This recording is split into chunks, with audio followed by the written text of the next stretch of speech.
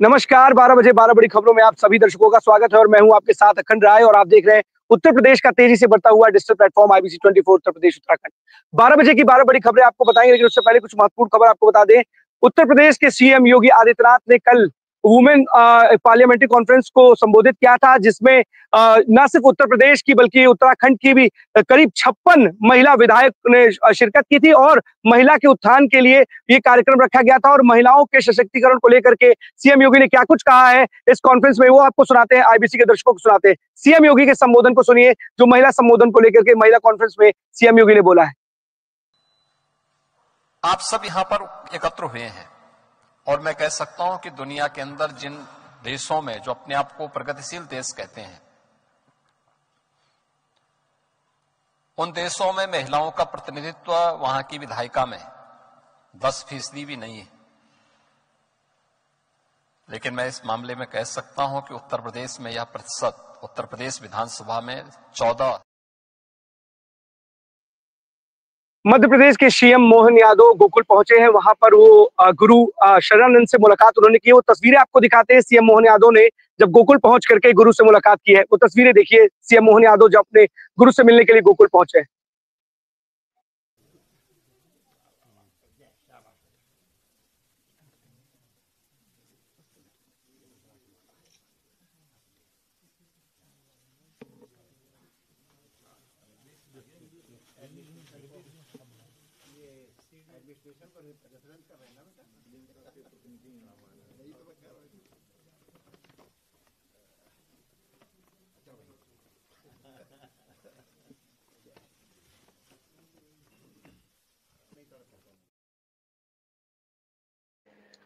तो ये तस्वीरें आपने देखी थी गोकुल आश्रम से, जहां पर वो गुरु शरणानंद के यहाँ पहुंच करके आशीर्वाद उन्होंने उनका प्राप्त किया। आपको बता दें कि 1978 में हुए संभल दंगे की जांच के आदेश योगी सरकार ने दिए हैं। एमएलसी श्री चंद शर्मा की मांग के बाद योगी सरकार ने जांच के आदेश दिए हैं, जिसके बाद जो संभल के एसपी हैं उन्होंने डीएम से जांच अधिकारी नामित के लिए कहा है और एक एएसपी को नामित भी कर दिया गया। आपको बता दें 1978 में संभल दंगा हुआ था, जिसमें करीब 184 लोगों की, हिंदुओं की हत्या की गई थी, इस दंगे में मारे गए थे। जिसके बाद सीएम योगी ने जो बजट सेशन था उसमें उन्होंने बोला था और उन्होंने इसका जिक्र किया था कि संभल हिंसा में जिस तरीके से अब तक करीब 209 हिंदुओं की मौत हो चुकी है और जो विपक्ष है वो उस पर कुछ भी बोलने को तैयार नहीं है, लेकिन ये लोग घड़ियाली आंसू बहा रहे हैं। इसको लेकर के जो श्री चंद शर्मा थे, उनकी मांग को लेकर के अब 1978 की दंगों की जांच होगी और इस जांच को एक बार फिर से जैसे ही शुरू किया जाएगा तो फिर से चीजें निकल करके सामने आएंगी, क्योंकि किस तरीके से जांच इस हुआ था और कौन कौन से लोग दोषी थे, कौन से लोग आज भी दोषी करार दिए गए हैं, क्या उनको सजा मिली है या नहीं मिली है। इन तमाम चीजों को इस जांच में देखा जाएगा कि क्या 1978 में जो दंगा हुआ था उसमें जो लोग मारे गए थे, उनके जो दोषी थे उनको सजा मिली है या नहीं मिली है। इसको लेकर के एक बार फिर से पुनः जांच की जाएगी और डीएम और एसपी इसके लिए एक अधिकारी भी नामित कर चुके हैं और जो जल्द से जल्द, ये बताया जा रहा है कि 7 दिनों के भीतर ही इस जांच की रिपोर्ट जो है योगी सरकार को सौंपेंगे।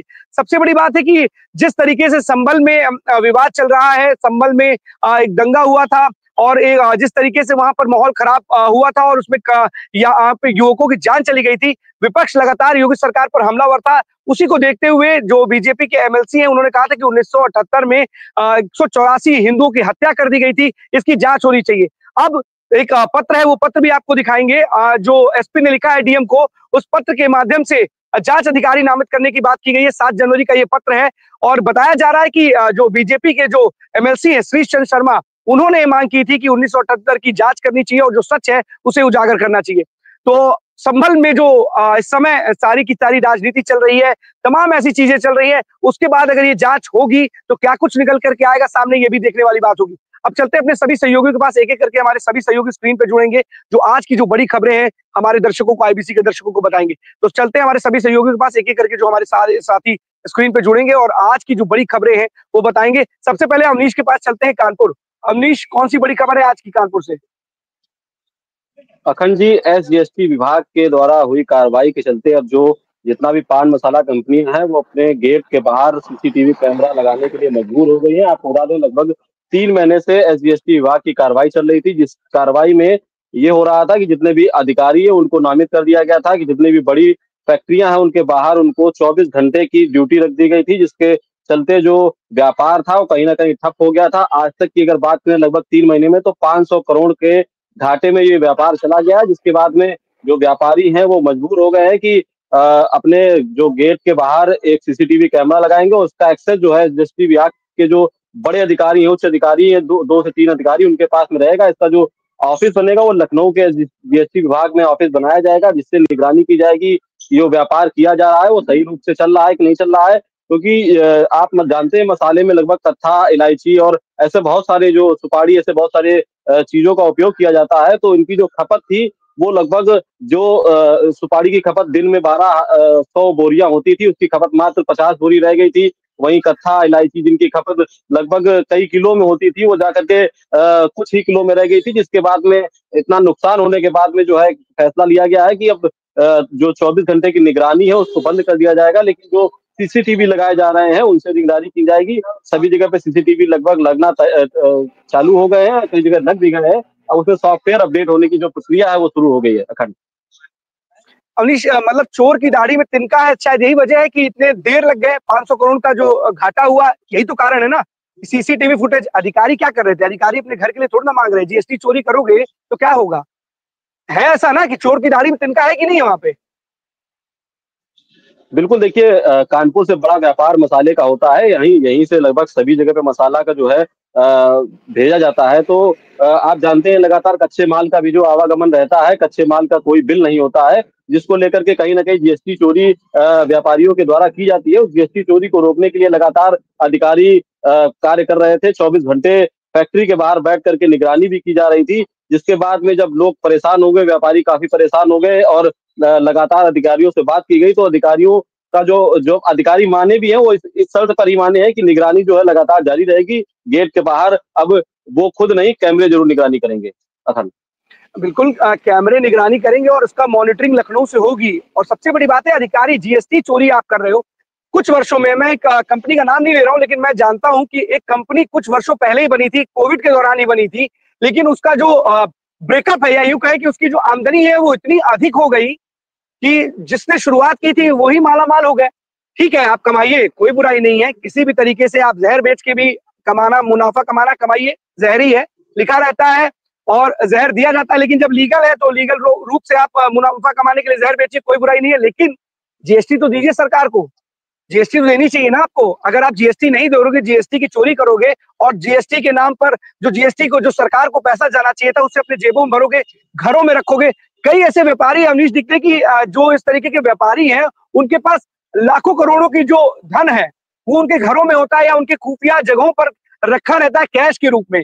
और शायद इसकी जानकारी जीएसटी डिपार्टमेंट, क्योंकि देखिए छुपा किसी से नहीं रहता है, जीएसटी डिपार्टमेंट हमारे जो देश के, हमारे राज्य के जो अधिकारी हैं, उनको भी सारी चीजों की जानकारी होती है, उनके भी खुफिया सूत्र होते हैं, उनके भी लोग होते हैं, तो वो उनको बताते हैं। शायद ये बड़ी वजह है कि लखनऊ से बैठ करके मॉनिटरिंग की जाएगी। अब इन जो इस तरीके के संचालक हैं, उनके मन में डर है और उनको लगता है कि कितने दिनों तक हम ऐसे करेंगे। शायद यही वजह है कि उन्होंने अपने आप कैमरे लगा दिए हैं। देखिए अखंड, ये सिर्फ पान मसाला को लेकर के नहीं है, लगातार जीएसटी विभाग जो है कहीं न कहीं लोहे व्यापार को लेकर भी सजग है। यहाँ पर काफ़ी आस-पास जिलों में लोहा व्यापार भी काफ़ी तेज़ी में चल रहा है और कई फैक्ट्रियाँ हैं जहाँ से भारी मात्रा में लोहा निकलता है, तो उसको लेकर के भी उन फैक्ट्रियों पर भी जो है शिकंजा ज़रूर कसा गया था। और जिस तरीके से आपने बताया कि अधिकारियों को बिल्कुल जानकारी होती है, समय-समय पर यहाँ पर छापे भी पड़ते हैं और छापे के दौरान लगभग सभी को पता है जो बहुत सी गड्डियां और बहुत से सोने चांदी के जो आभूषण निकलते हैं, एक बड़ा खुलासा जरूर होता है। इस तरीके की कार्रवाई लगातार चलती रहती है, तो कहीं ना कहीं जो चोरी की जा रही है या चोरी हो रही है उसको रोकने का जो सजग प्रयास है वो जीएसटी विभाग के द्वारा लगातार किया जा रहा है। बिल्कुल अवनीश, सही बात है। जीएसटी विभाग में मेरी जानकारी में एक अधिकारी है जीएसटी के, उनका नाम नहीं ले सकता, लेकिन उनको कार्रवाई करने के चक्कर में 4 साल, करीब 3 से 4 साल पहले सस्पेंड कर दिया गया था। सस्पेंड कर दिया गया एक बड़े व्यापारी के उसमें, क्योंकि उन्होंने उसका एक कहते हैं ना कि एक ट्रक पकड़ लिया था और जब उस ट्रक को पकड़ा उन्होंने, तो उसके खिलाफ ही जो पूरी एक षड्यंत्र के तहत एक कार्रवाई की गई, झूठा एक ऑडियो बनाया गया, ऐसा आरोप अधिकारी की तरफ से भी लगा है कि मेरे खिलाफ जो सबूत दिए गए वो झूठे थे और एक झूठा ऑडियो पेश किया गया जिसके तहत वो सस्पेंड भी हो गए। देखने के लिए होता है कि जो नेक्सस होता है इनका कितना स्ट्रांग होता है कि एक अधिकारी जो जांच करता है उसको ही सस्पेंड करा दिया जाता है।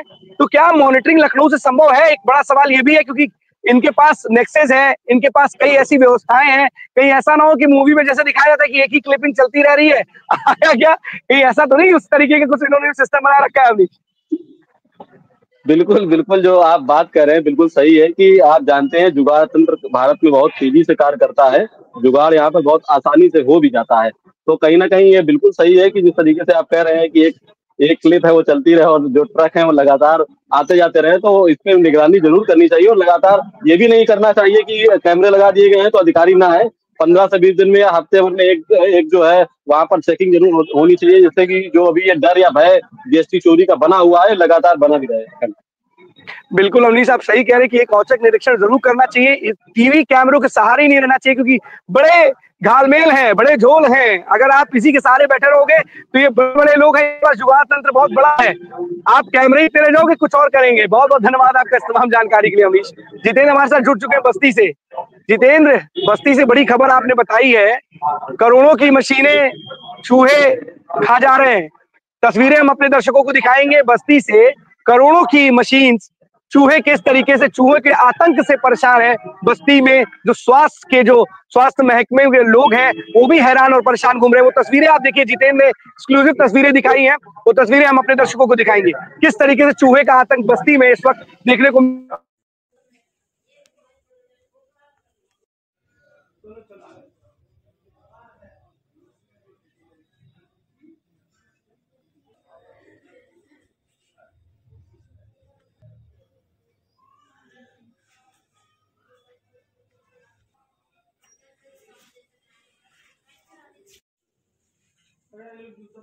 है प्रोटोकॉल है भाई।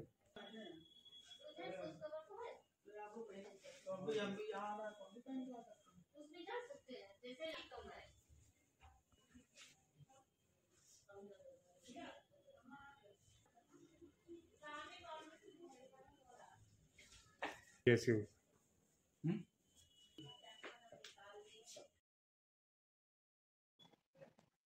जितिन, पहले तो जरा एक खबर हमारे दर्शकों को बताइए कि असल में पूरा माजरा क्या है और कैसे करोड़ों की जो मशीनें हैं वो चूहे के आतंक की वजह से खत्म हो चुकी हैं। बिल्कुल अखंड, अभी जैसे कि एक लापरवाही का मामला जिस तरह से झांसी को देखने को मिला था, झांसी का कि जो है वार्ड में किस तरह से जो है पीयूसी वार्ड में बच्चों में वहां पे आग लग गई थी, उसकी किलकारी अभी लोग भूल नहीं पाए। लेकिन कहीं ना कहीं बस्ती का जो स्वास्थ्य विभाग है, आप तस्वीरों में साफ हमारे दर्शक भी देख सकते हैं कि जिस तरीके से लापरवाही यहाँ पे फिलहाल पीयूसी वार्ड में की गई है। मशीन वहां पे रखी हुई है, मशीन को जो है बड़े बड़े चूहे उसको खा रहे हैं। यहाँ तक कि अखंड बता दें कि जो फॉल सीलिंग है वो भी चूहों के आतंक की वजह से गई है। सबसे बड़ी बात यह है कि चलिए कोई मरीज वहां पे नहीं था, कोई मरीज होता तो शायद उसको चोट भी लग सकती थी, लेकिन लगातार मशीनें वहां पे रखी हुई हैं। तमाम जो है मशीनें, आधुनिक मशीनें हैं। बेड की बात की जाए, जो बेड लगभग सरकार को मेरे ख्याल से 50 से 60 हजार के आसपास का बेड पड़ता है। उनकी हालातों को देखा जाए, वहां जो दवा का रख रखाव है जो सिस्टमेटिक तरीके से नहीं है। बेड के ऊपर दवाइयां रखी गई है, मास्क रखे गए हैं।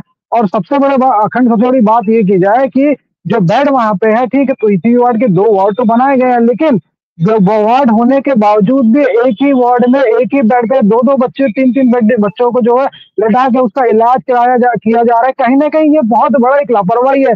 जब इस बारे में वहां के अधिकारी से बात की गई तो उन्होंने साफ ये बताया कि जो है वो मशीनें जो अक्सर जो है ठंड का समय है, पेशेंट कम आते हैं, तो गर्मियों में उसको चालू किया जाता है। ठीक है, गर्मियों में चालू किया जाता है, लेकिन वहां का रख रखाव और देख रखाव की जो जिम्मेदारी है वो कहीं ना कहीं वहां के जो स्टाफ है उन लोगों की है। लेकिन उन लोगों के द्वारा ही बताया गया कि चूहों का जिस तरीके से आतंक है, मरीज को भी चूहे खा जाते हैं। और अखंड मैं आपको बता दूं कि कुछ दिन पहले भी एक मामला बस्ती का भी आया था, जो यहाँ पे मर्चरी है उसमें जो एक मरीज की आंख ही जो है चूहे ने खा ली थी। रात भर का ये कहानी था। लेकिन कहीं ना कहीं जिला अस्पताल में इस तरह की जो लापरवाही लगातार देखने को मिल रही है। फिलहाल हम पिछले कई दिनों से स्वास्थ्य विभाग की खबर बता रहे हैं। लगातार अस्पताल जिस तरह बस्ती में चल रहा है, कभी किसी का जो है वेनस काट ली जाती है, कभी किसी के जो है नपुंसक बना दिया जाता है, कभी किसी के बच्चेदानी निकाल ली जाते हैं, यहाँ तक कि 2 दर्जन के अधिक आसपास के लोगों की जो आंख चली जाती है। ये लापरवाही बस्ती में लगातार स्वास्थ्य विभाग की बनी है। लेकिन कहीं ना कहीं जो अधिकारी है वाकई में कह सकते हैं कि वो अपना आंख या कहें या कान कहें सारे बंद कर रखे, दरवाजे उनके खुले नहीं है कि वो जो है मरीजों को जान सके, उनकी समस्याओं को सुन सके। लेकिन जो छोटे बच्चों के साथ में जो जिस तरह से सेंसिटिव वार्ड होता है, पीसीयू वार्ड, वहां पे रख रखाव, वहां पे जिस तरीके से आप देख सकते हैं तस्वीरों में दिखा दी कि वहां पे जो है चप्पलें रखी हुई है, गंदगी किस तरीके से है, बेड पे जिस तरह आप देखेंगे चूहे ने किस तरह से वहां के पर्दे और वहां के जो बेडशीट है उसको काट रखा है, मशीनों को काट रखा है, फॉल सीलिंग का ये हाल बहुत ही एक अचंभा वाली बात है। जब वहां पे हम लोग वहां पहुंचे, वहां जाने के बाद ये सारा मंजर देखा गया, अधिकारी से बात की तो अधिकारी ने साफ ये कह दिया कि जो मशीनें जो वहां पे रखा है वो पेशेंट ना होने की वजह उसको बंद किया गया। लेकिन कहीं ना कहीं 2 मरीज 3 मरीज एक बेड पे पड़े हैं, ये भी अपने आप में एक सवाल है। दूसरा, अधिकारी साहब ये कहते हैं साहब कि जो टेंट बचा हुआ था, टेंट बचना हुआ था, उसको फेंका ना जाए, उसकी वजह से इस वार्ड पे पीसीयू वार्ड लिख दिया गया।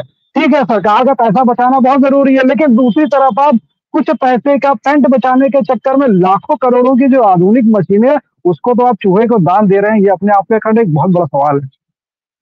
जितेन, सवाल ये भी है कि लाखों करोड़ों की मशीन एक लापरवाही की भेंट चढ़ जाती है। कह रहे थे जैसे कि वो जब जरूरत होती तो बेड निकालते, कोई शोपीस है क्या कि जब कोई आएगा तब निकाला जाएगा? अस्पताल में सारी व्यवस्था करके रखी जाती है। अस्पताल में बेड आए किस लिए होते हैं? क्या पैक करके रखने के लिए आए क्या? घर में शोपीस है, कोई आएगा तो उस समय निकाल करके रखेंगे, उसी समय लगाएंगे। कोई बेड है आपके लिए, वो बेड सरकार ने उपलब्ध कराए कि जो मरीज वहां पर आए उनको सुचारू रूप से इलाज मिल सके, और आप उनको बेड का कह रहे हैं कि जब कोई आएगा तो बेड रखेंगे। इतनी बड़ी लापरवाही वहां पर चल रही है। सीएमओ साहब कर क्या रहे हैं? सीएमओ के कार में जू नहीं रेंगता क्या वहां पर? नहीं अखंड, बिल्कुल जैसे कि लगातार मैं बताया आपसे हमने कि जो सीएमओ साहब है, कहना है कि वो अपनी आंख और जो है कान वो सारे बंद कर रखे हैं। फिलहाल उनसे इस बात से कोई मतलब नहीं है, ठीक है, उनको अपनी मलाई काटने से मतलब है अखंड। लगातार एक अरे अल्ट्रासाउंड मलाई, अगर मलाई काटेंगे आप, कौन सी मलाई आप काट रहे हैं? जनता के पैसों का दुरुपयोग कर रहे हैं। जनता अपने टैक्स के पैसे से वो सारी मशीनें आती है, सरकार आपको मशीनें मुहैया करा रही है, और जब व्यवस्था की बात आती है तो इस तरीके की आलम निकल के आती है। किसी की आंख चली जा रही है, किसी कुछ चला जा रहा है। कौन सा इलाज कर रहे हैं बस्ती के? सीएमओ साहब को कुछ दिखाई नहीं दे रहा है क्या? सीएमओ के खिलाफ ही क्यों नहीं कार्रवाई हो रही है?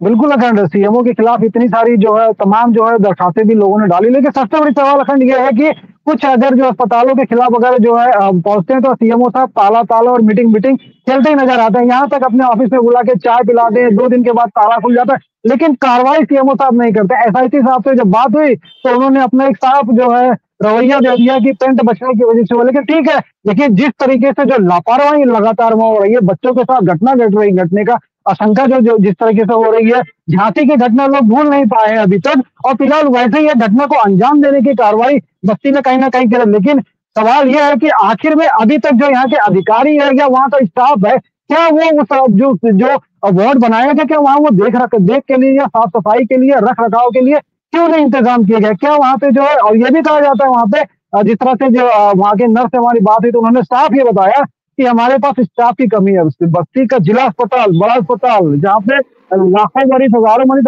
ये बता दें अखंड की बस्ती जनपद में जो है यहाँ का मुख्य जो है मेडिकल कॉलेज भी यहाँ पे है बस्ती में, लेकिन कहीं ना कहीं जहाँ पे गांव के देहात से जो मरीज बस्ती में आते हैं इलाज करवाने के लिए, उन्हें सुविधा न मिल पाए। सरकार वहां से पैसा भेज रही है, सामान सारे आ रहे हैं, इक्विपमेंट आ रहे हैं, नॉट एंड गुड, सारी सुविधाएं अच्छी है, लेकिन कहीं ना कहीं जो अधिकारी है वो सरकार की छवि को या मरीजों के साथ खिलवाड़ करने का जो काम है, ये यहाँ के अधिकारी और यहाँ के जो डॉक्टर्स हैं, यहाँ के एसआईसी है, इनके ऊपर इनकी सारी जिम्मेदारी होती है। यही लोग खेल करने का काम कर रहे हैं अखंड।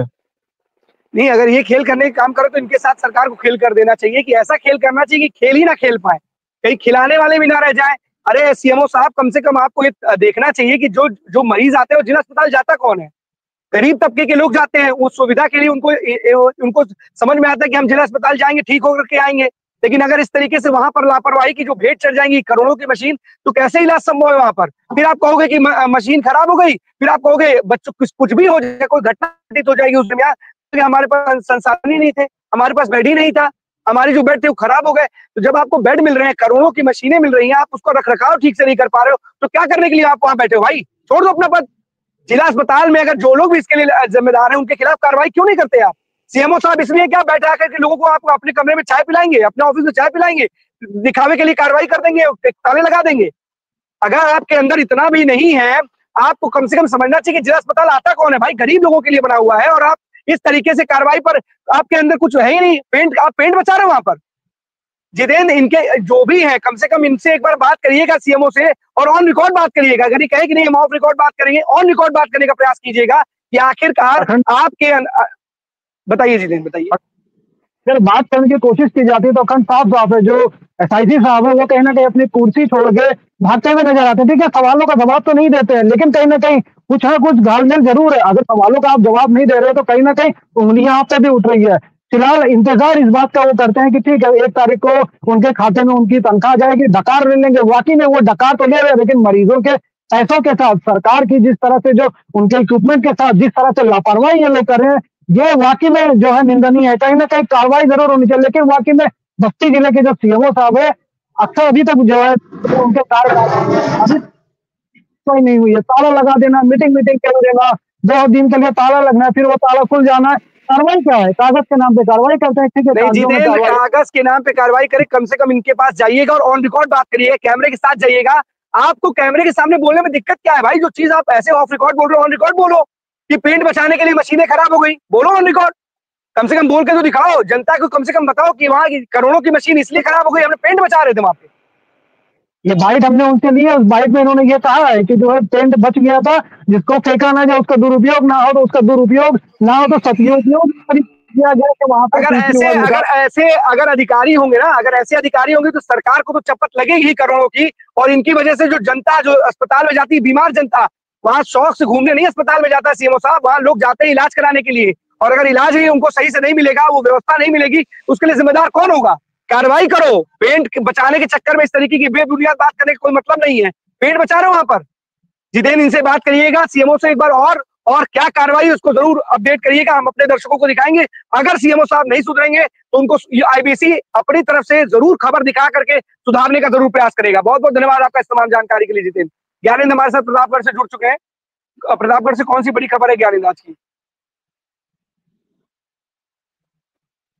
बिल्कुल अखंड, देखिए हर वक्त हमारी बात सिर्फ महाकुंभ को लेकर के हुई है, और 2 हफ्तों से सिर्फ मैं महाकुंभ को ही लगातार प्रतापगढ़ को दिखाता चला आ रहा हूँ। और फिर से आज मैं प्रतापगढ़ के महाकुंभ को ही लेकर हूँ।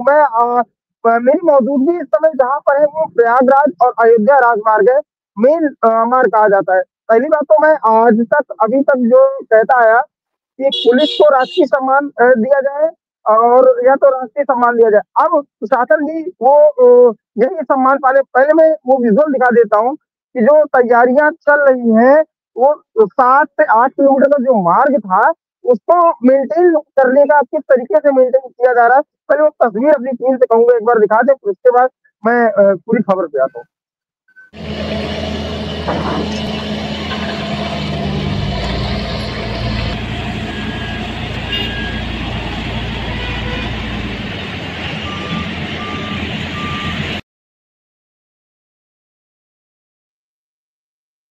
देखिए अखंड, ये भूतिया मऊ मार्ग है। मेरे लेफ्ट हैंड साइड पे ये अयोध्या मार्ग जाता है, और राइट हैंड साइड पे ये प्रयागराज मार्ग जाता है। अब सबसे बड़ी बात आपको बता दें कि आनंद फानंद ये टेंडर किया गया, और आनंद फानंद ये रोड बनाई जा रही है। आपको रोड की पहली बात तो बहुत बड़ी खासियत दिखाता हूँ। देखिए रोड चालू है, कल से डाइवर्जन किया गया हुआ है। अगर मैं बात करूँ तो मरम्मत के हिसाब से सिर्फ मेरी 3 उंगली के बराबर, और उस तरीके से मरम्मत की जा रही है जिस तरीके से की जाती है।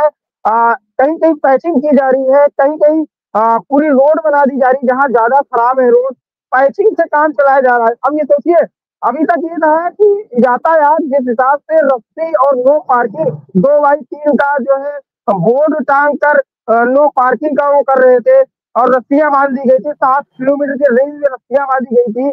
और उसके बाद नो पार्किंग का कल एक तरीके से जैसे हर एक पार्टियों का झंडा लगाया जाता है, पूरे शहर में लगा दिया गया है। फिलहाल कल मेरी यातायात से भी बात हो रही थी, और मेरे एसडीएम से भी बात हो रही थी। एसडीएम ने कहा कि मुखिया मऊ से घोड़े तक पूरा रोड तैयार किया जा रहा है। तैयार क्या कर रहे हैं आप? वो पूरी जनता देख रही है किस हिसाब से। मैंने विजुअल भी इसको दिखाए। आप केवल रोड बनाने के नाम पे ये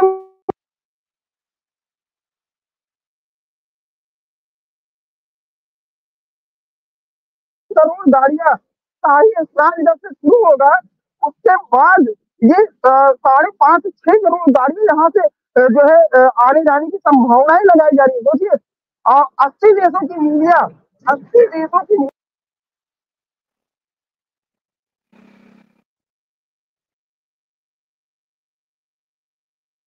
तो अयोध्या अवश्य जाएगा। और ये आज से नहीं, मैं 2 हफ्तों से लगातार कह रहा हूँ, लेकिन सिर्फ प्रशासन केवल एक लिबा मोती जुगाड़ के सिस्टम पे चल रहा है। वो कह रहे हैं कि 4 ज्ञानेंद्र, एक सवाल ये है, ज्ञानेंद्र सुनिए जरा। ज्ञानेंद्र ये बताइए, 9 तारीख आज हो गई है, 13 तारीख से कुंभ शुरू हो जाएगा। सीएम योगी प्रयागराज में है, 2 दिवसीय दौरे की बात हो रही है। सवाल ये है कि ठीक है 80 मीडिया आएगी, 80 देशों की मीडिया यहाँ पर उपस्थित होगी। हमारे देश के जो अधिकारी, हमारे प्रदेश के अधिकारी और हमारे प्रतापगढ़ में जो लोग हैं, उन अधिकारियों को दिख रहा है कि 9 से यही तैयारियों को लेकर के आप महाकुंभ कराने जा रहे हो। अखिलेश यादव निशाना साध रहे हैं कि अभी तक जो फ्लाईओवर बन के तैयार हो जाने चाहिए थे वो नहीं बन पाए हैं। आप मौका देते हो विपक्ष को, इतना बड़ा एक आयोजन होने जा रहा है, महाकुंभ होने जा रहा है, 40 से 45 करोड़ लोग वहां पहुंचने वाले हैं, पूरे देश से लोग वहां पे आएंगे, विश्व से लोग वहां पर आएंगे, और व्यवस्था के नाम पर, क्योंकि प्रयागराज से बहुत सारी उम्मीदें हैं कि लोग अयोध्या जाएंगे, बहुत से श्रद्धालु अयोध्या जाएंगे। ऐसे में अगर रोड 9 तारीख 13 तारीख को अगर वहां पे शुरू हो जाएगा कुंभ, अभी तक आप रोड आज आगे बढ़ रहे हो, आज करा रहे हो शुरू उसको बनाने के लिए।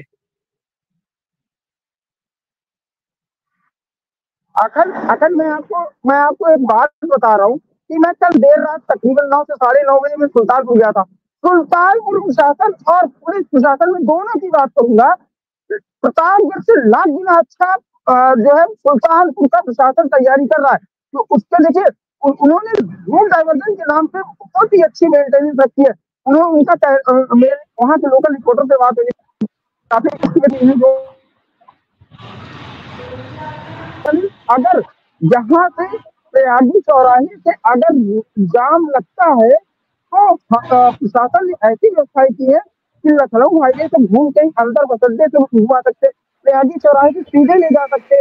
ये अरे उनसे सीख ले भाई, उन्हीं से सीख लेते। बिल्कुल सही बात है, अपने अगल बगल के जिले से सीख लेते, उनसे सीख लेते कि किस तरीके से अधिकारी वहां व्यवस्था कर रहे हैं। क्या काम चलाऊ व्यवस्था के लिए बैठे हो क्या वहां पर?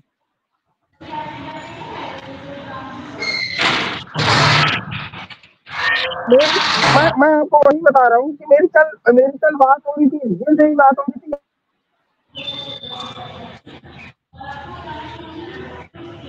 ज्ञानेंद्र, कनेक्शन नहीं हो पा रहा है, नेटवर्क की कुछ इशू आ रहा है, आपसे फिर से जुड़ने का प्रयास करेंगे। तब तक इंद्रवीर के पास चलते हैं, रायबरेली। इंद्रवीर, कौन सी बड़ी खबर है आज की रायबरेली से? देखिए अखंड, बता दें रायबरेली की सबसे बड़ी खबर यह है कि अब जैसे कि आज 9 तारीख हो गई है और मैंने हमेशा कहा है कि रायबरेली पे ज्यादा नजरें हैं लोगों की, बिकॉज लखनऊ टू प्रयागराज जाने के लिए महाकुंभ की बड़ी कवरेज चल रही है। और आईबीसी पे तो हमको लगता है कि हम लोग 75 डेज कवरेज लगातार कर रहे हैं, हमारी टीम कुंभ में है और उसको लेकर के हम लोग कंटिन्यू कुंभ को लेकर कवरेज कर रहे हैं। और रायबरेली प्रशासन भी अलर्ट मोड पे है। अब रायबरेली प्रशासन में, जैसे मैंने कल भी हमने खबरें दिखाई एबीसी के दर्शकों को, कि आने वाले समय में जिस तरीके से लखनऊ महानिदेशालय ने 4 मोटरसाइकिल और 1 इंस्पेक्टर वैन भी दी है पुलिस प्रशासन रायबरेली को, और उसमें सबसे बड़ी सिस्टम ये दे दिया कि जो तेज गाड़ियां रफ्तार भरती हुई रोड पे चल रही थी हाईवे पर, उसको कुंभ को मद्देनजर रखते हुए जो तेज रफ्तार से गाड़ियां चल रही हैं, जो फर्राटा भर रही हैं, उनको अब एक रेडार सिस्टम उसमें डिवाइस दे दिया गया है, जो कि ऑटोमेटिक अगर आप ओवर स्पीड में चलेंगे तो ऑटोमेटिक आपका चालान कटेगा। और उसको एक इंस्पेक्टर वाहन भी 4 व्हीलर दिया गया है, उस पर एक इंस्पेक्टर पर्टिकुलर यातायात का दिया जाएगा और उसमें उस पर कंटिन्यू नजरें बनी रहेगी। पहला तो। दूसरा जो है अखंड, ये रायबरेली बॉर्डर ऊंचाहार तक रहेगा। और ऊंचाहार से कुंभ की बात करें, डिस्टेंस लगभग तो 75 किलोमीटर समथिंग प्रयागराज पड़ता है संगम। उसके बाद अखंड अगर बात करें तो कल रायबरेली प्रशासन ने, डीएम हर्षिता माथुर ने एक एलईडी का जो है, जो उत्तर प्रदेश सरकार की जो जितनी भी योजनाएं होंगी वो उस पर प्रसारित की जाएगी। और ये लाइफ टाइम के लिए परमानेंटली लगाया गया है और ये डिग्री कॉलेज चौराहे पे लगाया गया, जिसके 18 लाख रुपए की कीमत से ये एलईडी लगाई गई है। हम चाहेंगे वो इसके कुछ विजुअल है अगर हमारे पास तो वो दिखा सकते हैं।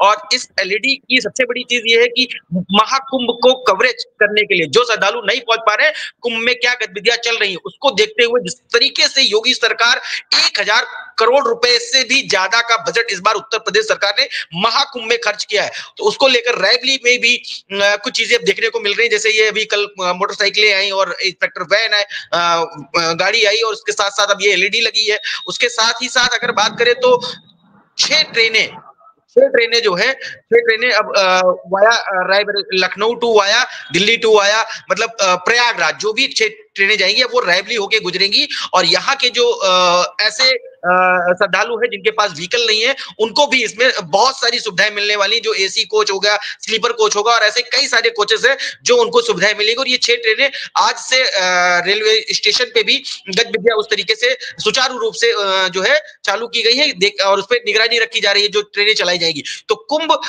एक पूरे हिंदुस्तान का, पूरे विश्व का हम कह सकते हैं कि पर्व है और इसको ये 25 साल बाद महाकुंभ आता है। और इसको देखते हुए जिस तरीके से गतिविधियां अब रायबरेली जिले में अगर बात करें बहुत ही तेजी से नजर आ रही है, उसके हिसाब से जिस हिसाब से प्रशासन और उत्तर प्रदेश, जैसे अभी आपने खुद बताया कि योगी आदित्यनाथ जी 2 दिवसीय दौरे पर रायबरेली प्रयागराज गए हैं और या जाएंगे अभी। तो ये 2 दिवसीय नहीं, अब इसको हम कंटिन्यू कह सकते हैं, क्योंकि मुझे लगता है कि जब तक कुंभ 13 जनवरी जब तक चालू नहीं हो जाएगा, योगी आदित्यनाथ जो हमारे उत्तर प्रदेश के मुख्यमंत्री हैं वो वहां पे बने रहेंगे, बिकॉज प्रधानमंत्री के भी आने की संभावनाएं हैं। और जितने भी रायबरेली, मैं इसलिए बात कर रहा हूं क्योंकि रायबरेली से जो वाया अगर बात करें तो वाया आकाश होके नहीं जाना, मतलब बाई फ्लाइट और बाई हेलीकॉप्टर से अगर जो नहीं जा रहे हैं मंत्री या विधायक, जो बाई रूट जाएंगे, उनके स्वागत के लिए रायबरेली तैयार है। और रायबरेली से होकर जाने वाले ज्यादातर रास्ते, अगर आपको कुंभ जाना है तो रायबरेली होके ही ज्यादातर आप लखनऊ से जाते हैं लोग। जी अखंड, तो हम चाहेंगे अगर वो तस्वीरें हैं हमारे पास 2 सेकंड अगर प्ले हो जाए, जो एलईडी लगाई थी उसको देखने को ये बेहतर है कि कुंभ के एडवर्टाइजमेंट को लेकर के और आने वाले समय में जितनी भी सरकारी गतिविधियां होंगी वो एडवर्टाइजमेंट इस एलईडी में दिखाया जाएगा। जी अखंड, इंद्रवीर, परिवहन निगम ने भी विशेष इंतजाम कर रखे हैं और ऐसा बताया जा रहा है कि कई प्रधान होते हैं, जनप्रतिनिधि होते हैं, वो लोगों को लेके जाते हैं, बसों का इंतजाम करते हैं। ऐसे में परिवहन विभाग की तरफ से 50 अगर टिकट बुक किए जाते हैं तो उसमें 2 टिकट की जो मुफ्त टिकट दिए जाएंगे। जिस तरीके से परिवहन विभाग भी एक्टिव है, क्योंकि ट्रेनें विशेष स्पेशल ट्रेन चलाई जा रही है कुंभ महाकुंभ के लिए, उस तरीके से परिवहन विभाग रायबरेली में क्या कुछ व्यवस्था की है श्रद्धालुओं को वहां ले जाने के लिए? ठीक है, मैंने सबसे शुरू में ही जब हम आपको ये बता रहे थे तो जब कुंभ की तैयारियों में उत्तर प्रदेश शासन और कई जिले लग गए थे, जो आसपास के जितने भी जिले, रायबरेली हो, प्रतापगढ़ हो, अयोध्या हो या और भी जो नजदीकी जिले हैं, कौशाम्बी हो, ये सब जब लग गए थे तो उसमें हमने आपको शुरू में ही IBC पे खबर ब्रेक करी थी और हम लोगों ने दिखाया था कि 49 बसें उत्तर प्रदेश परिवहन निगम की तरफ से 49 बसें कुंभ के लिए स्पेशली दी गई है। और उसमें उनके जो ड्राइवर हैं, जो कंडक्टर हैं, उनको पर्टिकुलर एक ड्रेस कोड भी दिया गया है। हमने आपसे इस पर डिस्कस भी किया था आपके साथ में, और उसमें कुछ लोगों ने लापरवाही बरती तो उनके ऊपर कार्रवाई भी हुई थी। और साथ ही साथ ये पर्टिकुलर रायबरेली टू प्रयागराज के लिए 49 बसें इस बार रायबरेली परिवहन निगम ने जो है प्रोवाइड कराई है कुंभ के लिए। और इसमें ये सारी सुविधाएं रहेंगी जो आपने बताई और ये पर्टिकुलर कुंभ जाएंगी। बिल्कुल, रेलवे से लेकर के जो परिवहन विभाग है उत्तर प्रदेश में वो भी एक्टिव है। श्रद्धालुओं को किसी तरीके कोई दिक्कत ना हुआ जाने के लिए, इसलिए पूरी की पूरी जो परिवहन विभाग की टीम है वहां पर एक्टिव है। और 49 बसें केवल रायबरेली से प्रयागराज के लिए चलाई जाएंगी और कई ऐसी ट्रेन है जो महाकुंभ के लिए अपने श्रद्धालुओं को लेके जाएंगी। बहुत बहुत धन्यवाद आपका इस तमाम जानकारी के लिए इंद्रवीर। आदर्श हमारे साथ जुड़ चुके हैं हरदोई से। आदर्श, कौन सी बड़ी खबर है आज की हरदोई से? अखंड जी, आज हम बताना चाहेंगे हरदोई जनपद के कोथावा गांव का मामला है। यहाँ हरदोई में एक लापरवाही और हैरान कर देने वाला मामला सामने आया है।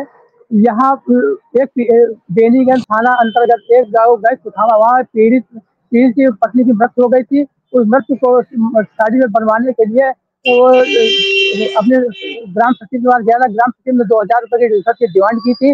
जब उन्होंने रिश्वत को नहीं दिया गया, उन्होंने पत्नी का तो मृत सर्टिफिकेट नहीं बनाया, लेकिन उसको पति का मृत सर्टिफिकेट बना दिया। जब वो घर पर जब अपने घर पहुंचा तो जब उसने देखा कि पत्नी खत्म हो गई और मृत सर्टिफिकेट हमारा बना दिया गया, तो उसको लेकर हरदोई डीएम मंगला प्रसाद सिंह के पास पहुंचा। जब मंगला प्रसाद सिंह ने उसके मृत सर्टिफिकेट को देखा तो उस पर तुरंत कार्रवाई की है और वहाँ के जो सचिव है उनको निलंबित कर दिया गया है और उनके खिलाफ एक जांच को बैठा दिया गया है। बताइए, बनवाने किसी और अपना डेथ सर्टिफिकेट गए थे, बड़ा किसी और का दिया है, मतलब कितनी बड़ी लापरवाही है कि डेथ सर्टिफिकेट किसी और का बनना चाहिए, बना उसका जो वहां बनवाने गया था। अरे ऐसे अखंड जी, आंख बंद करके काम करने वाले जो अधिकारी हैं, कर्मचारी, उनको तो निलंबित करने का, बर्खास्त कर देना चाहिए भाई। हाँ जी, जो मैं बता रहा, जो पीड़ित था उसकी पत्नी की मृत्यु हो गई थी और वो अपनी पत्नी की मृत्यु को लेकर जन्म जो है डेथ सर्टिफिकेट बनवाने गए थे और 2000 की रुपए की रजिस्ट्री की मांग की गई थी। जब उनको 2000 रुपए रिश्वत नहीं दी गई तो वहाँ के सचिव ने मृत पत्नी की न बना के डेथ सर्टिफिकेट न बना के पति का बना दिया।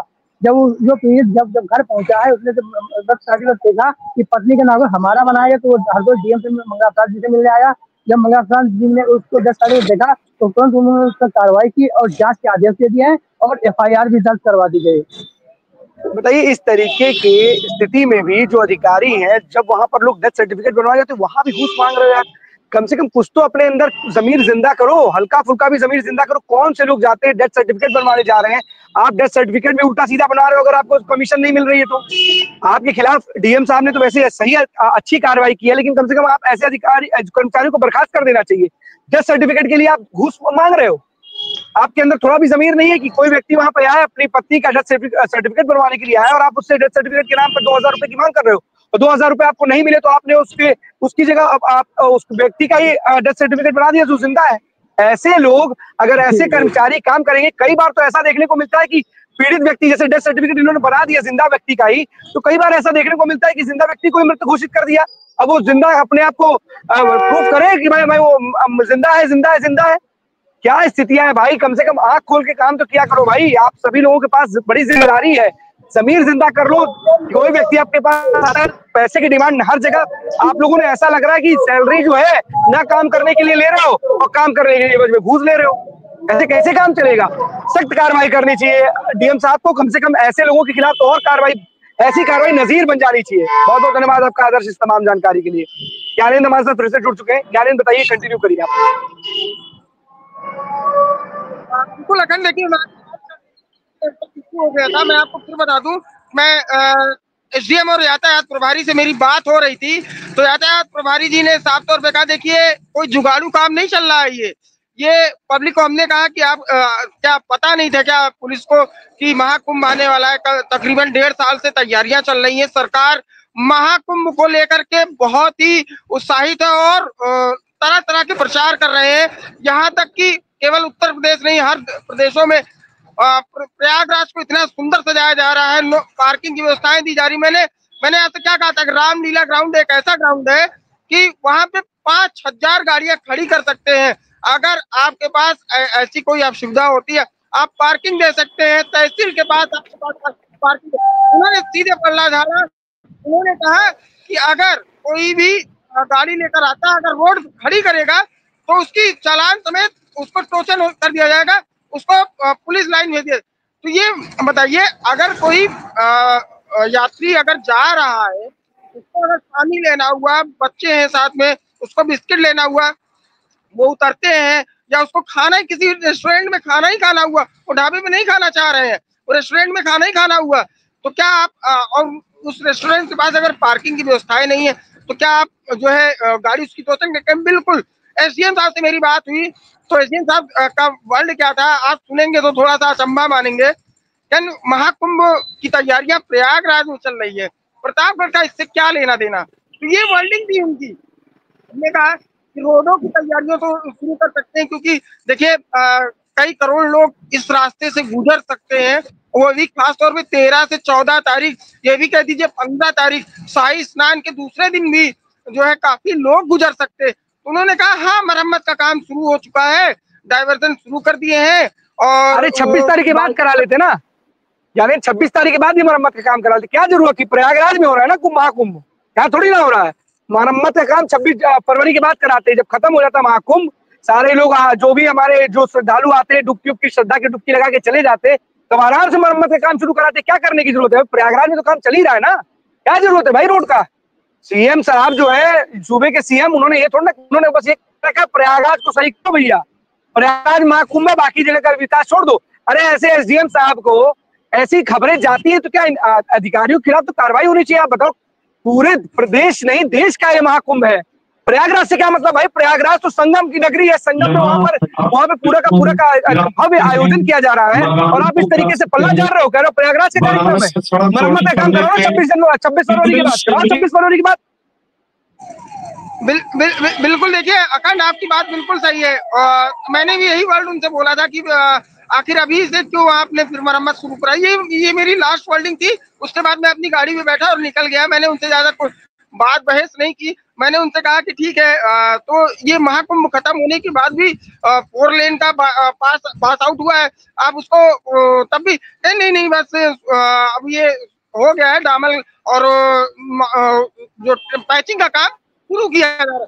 ये पैचिंग नहीं, मेरे हिसाब से ये जो 14 तारीख शाही स्नान आने वाला है, शायद 20 जनवरी, मैं आपको फिर से दिखाऊंगा, 20 जनवरी के बाद से ये रोड की वही खस्ता हालत हो जाएगी जो पुराने ढर्रे पे था। तो एक चीज बताइए, आप का काम भी करा रहे हैं और ऊपर से आप पहला चीज, दूसरा चीज आप दोरियों पे नो पार्किंग लिख रहे हैं, जैसे कि किसी पार्टी का जो है। अरे ज्ञानेंद्र, पूरी खबर आपकी देखी, ये जुगाड़ तंत्र के से चलने वाले अधिकारी हैं, इनको जुगाड़ पे ज्यादा भरोसा है, इनके पास कोई रोड मैप और प्लान नहीं है। जो व्यक्ति जो है एसडीएम अधिकारी वहां पर रहने के बाद ये कहे कि प्रयागराज में महाकुंभ हो रहा है, यहाँ से क्या मतलब है? मरम्मत का काम 26 फरवरी के बाद कराना। यार अगर ऐसे अधिकारी रहेंगे ना तो जिले का विकास क्या विनाश होगा। ये कहने में बिल्कुल गुरेज नहीं है यहाँ पे आईबीसी पे। हम अपने दर्शकों को बता दें, अगर ऐसे अधिकारी रहेंगे और वो कहेंगे कि प्रयागराज महाकुंभ है, उस महाकुंभ से यहाँ का लेना देना नहीं है, ऐसे अधिकारियों का ना होना ही ठीक है। ऐसे अधिकारियों को दंड पोस्टिंग मिलनी चाहिए। आप जिले के विकास की बाधा हो, बाधा को आप विनाश की तरफ लेके जाओगे विकास। आप इस समय पे 9 जनवरी आज है, 13 तारीख से वहां पे कुंभ शुरू होने जा रहा है और आप कह रहे हो कि प्रयागराज महाकुंभ है। अरे ऐसे अधिकारियों के खिलाफ तत्काल कार्रवाई करनी चाहिए, जो भी जिले के बड़े अधिकारी है। और अगर ये देख रहे हो खबर और अगर एसडीएम ने ऐसा कहा है और ऐसा कहा है तभी हम आपके सामने पेश कर रहे हैं, और अगर एसडीएम ऐसी बात कर रहे हैं तो कम से कम उनको इस बात कहने के लिए कि इनके ऊपर कार्रवाई होनी चाहिए। महाकुंभ प्रयागराज का महाकुंभ नहीं है, ये आपको बता दें, उत्तर प्रदेश का महाकुंभ नहीं है, पूरे देश के लिए आस्था का विषय है। और महाकुंभ में लाखों नहीं करोड़ों श्रद्धालु आएंगे, 40-45 करोड़ श्रद्धालु वहां पहुंचेंगे। और आप ऐसे में पूरा देश लगा हुआ है कि किस तरीके से महाकुंभ में जाके आस्था की डुबकी लगाई जाए, और ऐसे अधिकारी किस तरीके से अपनी जिम्मेदारी से पल्ला झाड़ रहे हैं। और ऐसे अधिकारियों के खिलाफ तो कार्रवाई होनी ही चाहिए। ज्ञानेंद्र, एक बात कह के मैं अपनी बात को खत्म करूंगा। पुलिस और प्रशासन दोनों अमलों को सुल्तानपुर से सीख लेनी चाहिए कि किस हिसाब से महाकुंभ की तैयारियां चल रही हैं, और ऐसे अधिकारी ऐसे बयान दे रहे हैं। फिलहाल ये ऑन द कैमरा था, मैं फिर आपसे कह रहा हूँ, लेकिन उन्होंने जो बात कही मैं उनके पास होना उचित नहीं समझा और वहां से मैं तुरंत हट गया, क्योंकि बात बहुत लंबी जाती, तो मैंने उनके पास खड़ा होना उचित नहीं समझा। फिलहाल पूरे अमले को सुल्तानपुर से सीख लेनी चाहिए किस हिसाब से वहां तैयारियां चल रही हैं।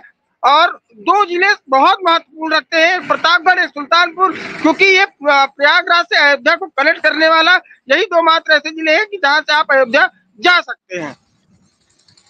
नहीं ज्ञानेंद्र, ठीक है, आप ऑफ द कैमरा बोल रहे हो, ऑन द कैमरा होता तो शायद आपकी हैकड़ी ऐसी नहीं निकलती। ऑन द कैमरा अगर आप बोल रहे होते तो शायद नहीं बोलते। शायद यही वजह है कि आपने ऑफ द रिकॉर्ड इस तरीके की बात की, लेकिन बात करने से नहीं होता, आपको बगल से सीख लेनी चाहिए। ठीक है, आपके ऊपर हो सकता है जिम्मेदारियों का बोझ होगा, उस जिम्मेदारी के बोझ तले आप दबे होंगे और शायद आप अपनी जिम्मेदारी को ठीक तरीके से निर्वहन नहीं कर पा रहे हो। लेकिन 9 तारीख हो चुकी है, 13 तारीख से महाकुंभ शुरू हो जाएगा, 26 तारीख में अंत हो जाएगा। ऐसे में कितनी बड़ी तादाद में श्रद्धालु अयोध्या पहुंचेंगे। हमारे साथ अपूर्व भी जुड़े हुए हैं और मेन लिंक रोड है वो, और लिंक रोड का काम अभी शुरू कर रहे हो। अगर आप आज पैचिंग शुरू कर रहे हो तो कब तक शुरू खत्म करोगे भाई इसको? ठीक है, ऑफ द रिकॉर्ड आपने बोला, ऑन द रिकॉर्ड नहीं बोला है, लेकिन आप जैसे अधिकारियों पर सवाल खड़े होंगे, क्यों नहीं खड़े होंगे? हर जगह आपको सोचना चाहिए। महाकुंभ की तैयारी प्रदेश की और जिले की तैयारी नहीं है, ये पूरे देश की तैयारी। वहां पर कितने करोड़ लोग पहुंचेंगे, इसको लेकर के रोड मैप तैयार करना चाहिए था। और आपको इस समय सूझबूझ दिखाते हुए बड़ी अच्छी तैयारी करनी चाहिए कि आपके जिले का नाम रोशन होता और आपका भी नाम जाता कि जब हम ये काम कर रहे थे तो इन अधिकारियों ने एक अच्छा रोड मैप बनाया था, जिसकी वजह से सकुशल संपन्न कराया गया। ऐसे अधिकारी अपनी जिम्मेदारी को सही समझ जाए तो भी अच्छी बात है। कम से कम अभी भी 4 दिन बचे हैं, जो कुछ चीजें आपसे छूट चुकी है उसको दुरुस्त कराइए। बहुत बहुत धन्यवाद ज्ञानेंद्र आपका इस तमाम जानकारी के लिए। अपूर्व हमारे साथ जुड़ चुके हैं अयोध्या से। अपूर्व, कौन सी बड़ी खबर है अयोध्या से आज की? देखिए, जो मैं शुभ समाचार अभी 4 दिन पहले देने वाला था कि प्रेस कॉन्फ्रेंस हो रहा है और तिथियां आने वाली हैं मिल्कीपुर की, वो तिथियां हालांकि आ ही गई। तो 5 फरवरी को जो है चुनाव होने वाला है और जो है 8 तारीख को घोषणा हो जाएगा कि कौन किसके पक्ष में। लेकिन उससे पहले सबसे पहली बड़ी बात मैं बताना चाहूंगा अखंड, कि भाजपा के अभी भाजपा की तरफ से किसी प्रत्याशी की घोषणा अभी तक नहीं हो पाई है। हालांकि देखिए, कल से ही नामांकन प्रक्रिया शुरू हो जाएगी और 17 जनवरी तक लगातार नामांकन चलेगा। लेकिन इसी के बीच कभी भी भाजपा की तरफ से ऐलान हो सकता है। लेकिन लगातार अगर बात की जाए तो मैंने कल बात किया, जो यहाँ के सपा प्रत्याशी हैं, सांसद अवधेश प्रसाद के बेटे हैं अजीत प्रसाद, उनसे बात की तो वो उनका जो मुद्दा है वो केवल गायों को लेकर है, जो छुट्टा जानवर हैं, जो गरीब किसानों को परेशान कर रहे हैं। तो केवल वो एक मुद्दे को लेकर लगातार चुनाव कैंपेनिंग कर रहे हैं। लेकिन ये कितना कामयाब होता है ये देखने वाली बात होगी। और दूसरी बड़ी खबर कि अयोध्या में प्राण प्रतिष्ठा की वर्षगांठ परसों यानी कि 11 तारीख से शुरू हो जाएगी। मुख्यमंत्री योगी आदित्यनाथ आने वाले हैं, शुभारंभ करेंगे, रामलला के जो है स्नान और पूजन में अपना समय देंगे और पूरी जो प्राण प्रतिष्ठा के वर्षगांठ की जो ही पूजन पाठ की विधियां है साथ में रहेंगे। तो कहीं ना कहीं ये भी एक बड़ा हर्ष है। और तीसरी खबर कि उसी के साथ जुड़ी हुई कि महाकुंभ, देखिए जैसे ही रामलला के प्राण प्रतिष्ठा का आखिरी दिन है उसी तारीख से यानी कि 13 तारीख से महाकुंभ का आयोजन है, जिसको लेकर रात हो या दिन नगर निगम के महापौर हो या आला अधिकारी जो है डीएम कमिश्नर या नगर आयुक्त की बात की जाए तो लगातार वो कैंपेनिंग कर रहे हैं। जो श्रद्धालु आएंगे उनको किसी प्रकार की असुविधा ना हो, लगातार सुविधाओं को ध्यान में देकर रात दिन, आपको बता दूं, रात दिन निरीक्षण कर रहे हैं रैन बसेरों की कि कितने श्रद्धालु रोड पर न सोएं। जो भी है वो बकायदा इसके लिए नगर निगम ने बकायदा 4 व्हील जो गाड़ियां होती हैं उनकी व्यवस्था की है कि रात में कोई रोड के किनारे अगर लेटा हुआ है तो उसको बकायदा ले जाकर जो है रैन बसेरा में डाला, जो वहां पे उसको लिटाया जाए, उसको किसी प्रकार के लोग कहीं ना कहीं जो महाकुंभ को लेकर अभी ज्ञानेंद्र जी बात कर रहे थे, तो अयोध्या में इसको लेकर खास तैयारियां की जा रही हैं। और लगातार कि जो सुविधा, जितनी ज्यादा सुविधा दी जा सके, वो चाहे राम जन्मभूमि तीर्थ क्षेत्र ट्रस्ट हो और चाहे वो प्रशासनिक अधिकारी हो, तो लगातार कैंपेनिंग कर रहे हैं उसकी। बिल्कुल बड़ी अच्छी बात है कि इस तरीके से वहां के अधिकारी एक्टिव हैं और लोगों को इतना सोच रहे हैं, क्योंकि बहुत बड़ी संख्या में अयोध्या पहुंच सकते हैं जो श्रद्धालु हैं। ऐसे में अगर जिला प्रशासन एक्टिव है और एक्टिवनेस के साथ साथ उन तमाम लोगों को जो रात में सड़कों पर नजर आते हैं उनको अगर रैन बसेरे तक ले जाए तो बहुत अच्छी पहल और बहुत अच्छी व्यवस्था जिला प्रशासन की तरफ से की गई है। सवाल पहली वाली खबर पे भी आपकी अपूर्व की मिल्कीपुर का जो चुनाव है 17 जनवरी तक नामांकन भर सकते हैं, बहुत कम समय बचा है। क्या ये माना जाए कि 102 दिनों के भीतर मिल्कीपुर के जो आधिकारिक जो प्रत्याशी होंगे बीजेपी के, उसकी घोषणा की जा सकती है?